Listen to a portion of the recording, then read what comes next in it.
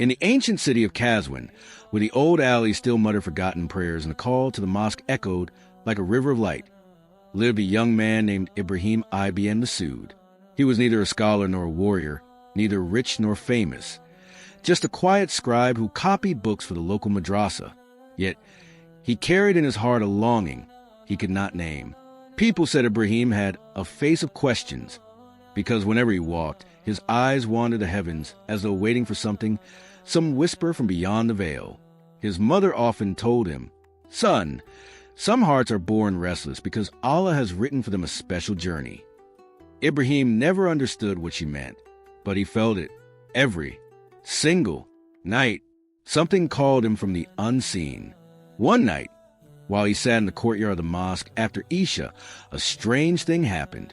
The minaret, usually silent except for the birds resting upon it, began to glow faintly, not with fire, not with lantern light, but with a soft white shimmer like the moon breathing. Ibrahim rubbed his eyes. The glow grew brighter, shaping into a tall, human-like silhouette, a shadow of light, motionless, watching. His heartbeat thundered. He whispered, "Allah, what is this?"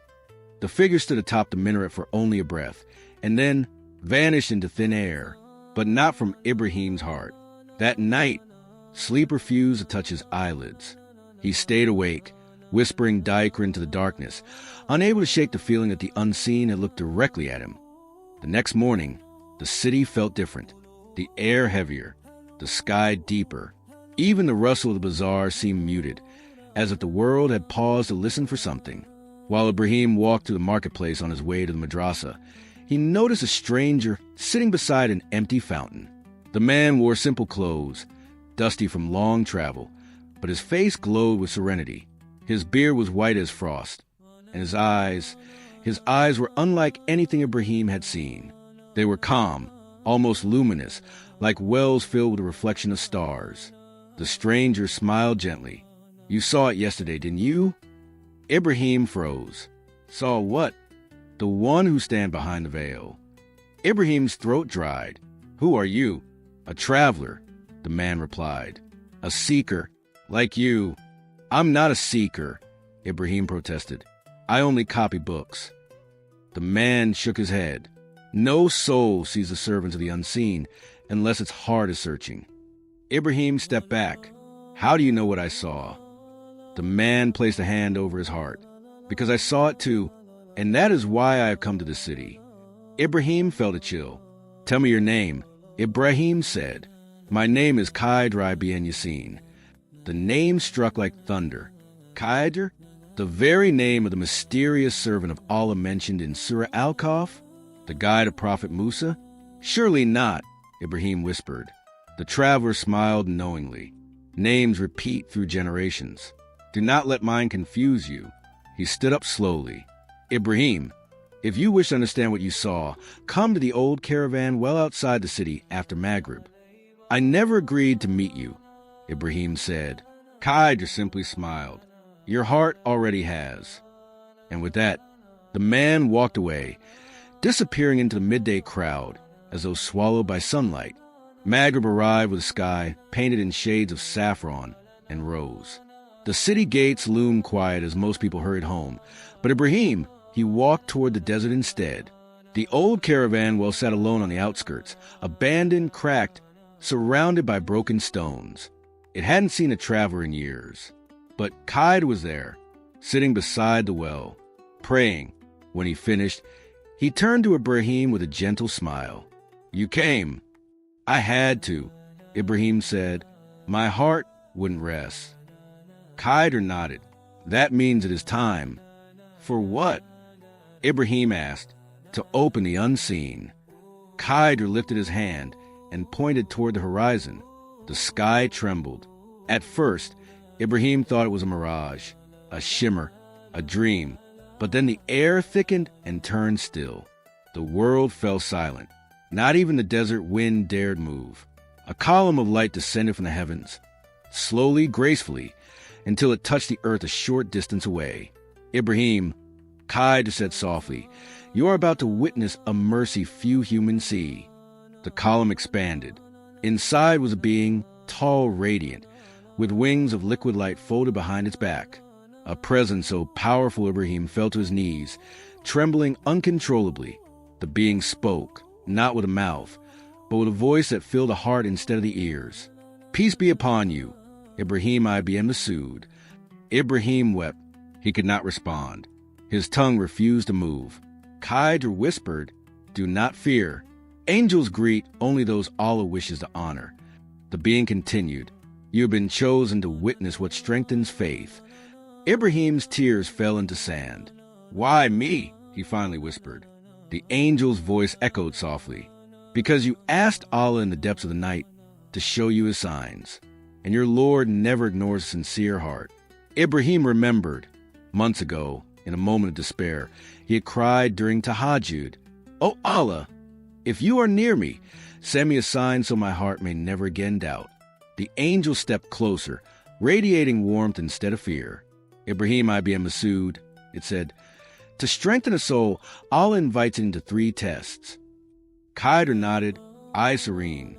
"These are called the 3 veils of the heart," he explained. "Everyone encounters them, but only a few recognize them." Ibrahim swallowed. "And what are these veils?"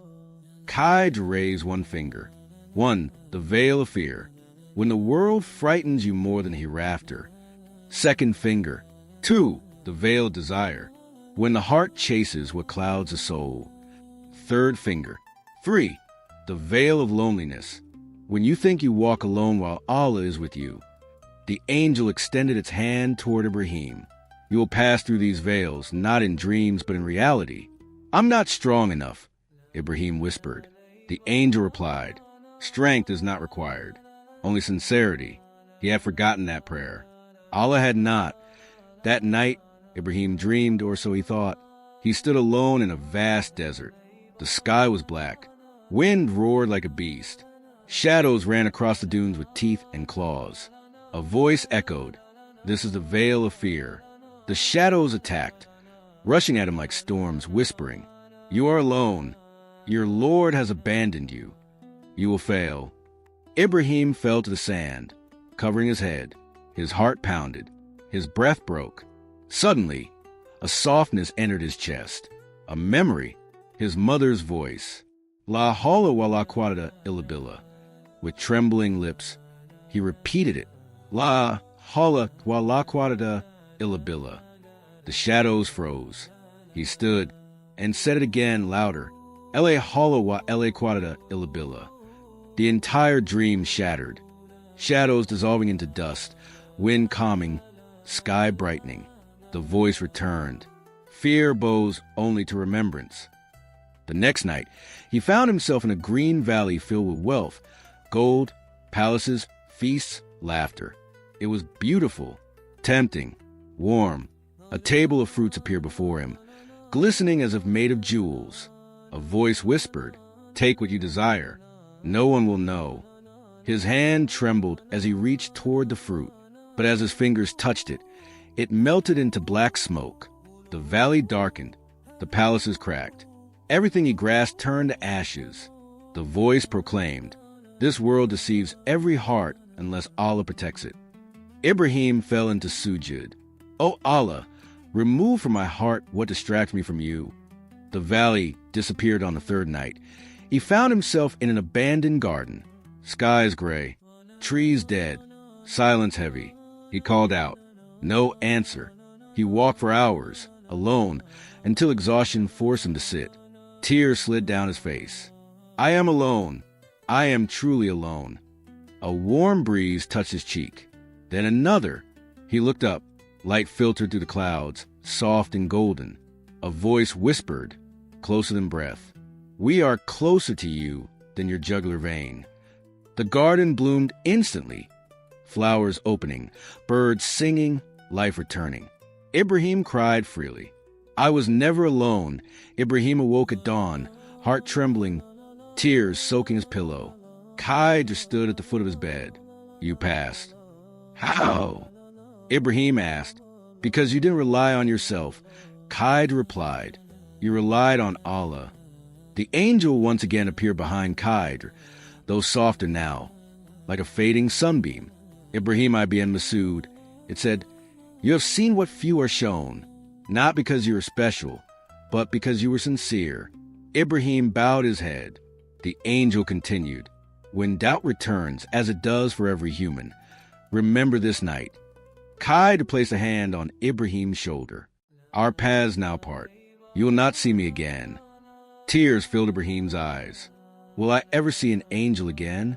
Khaidr smiled gently. You will, on the day when every soul meets what it sent forward.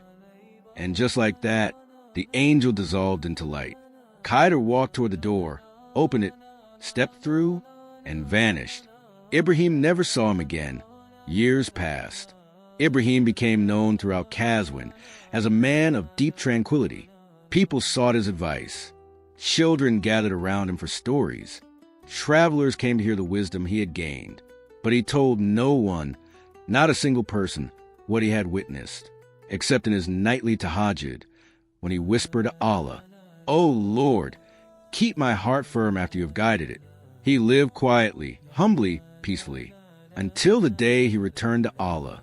And when they washed his body, the old imam of the city said, "I have never seen a face more luminous at death than his," because some hearts leave this world still carrying the light of the unseen.